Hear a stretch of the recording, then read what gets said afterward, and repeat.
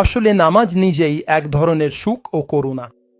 কারণ নবী সাল্লাল্লাহু আলাইহি ওয়াসাল্লাম সাহাবীদের বলতেন, তিনি বলতেন, ওঠো বিলাল, আমাদের নামাজের মাধ্যমে শান্তি দাও। যখন পরিস্থিতি জটিল হয়ে যায় বা মন খারাপ হয়, তখন অনেকে নিজেদের শান্ত করতে মাদক, সিগারেট, গাঁজা, তাস বা অন্য কিছু ব্যবহার করে। না, ওঠো বিলাল, আমাদের নামাজের মাধ্যমে শান্তি দাও।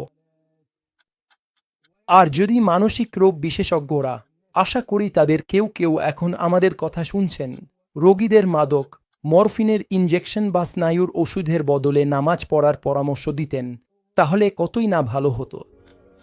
ইস, যদি তারা নামাজ পড়ার পরামর্শ দিতেন!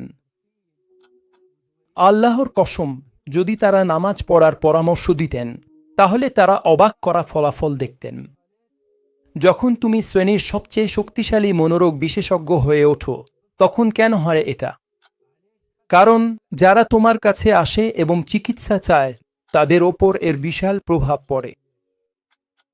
আল্লাহর কসম, যেদিন তুমি নামাজ পড়ো না, সেদিন তা দুঃখ আর চিন্তায় কেটে যায়। আর যেদিন তুমি নামাজ পড়ো, সেজদা দাও, কপাল মাটিতে রাখো, তখন সব নেতিবাচক তরঙ্গ বেরিয়ে যায় আর তুমি নিজেকে ভালো ও আনন্দিত অনুভব করো।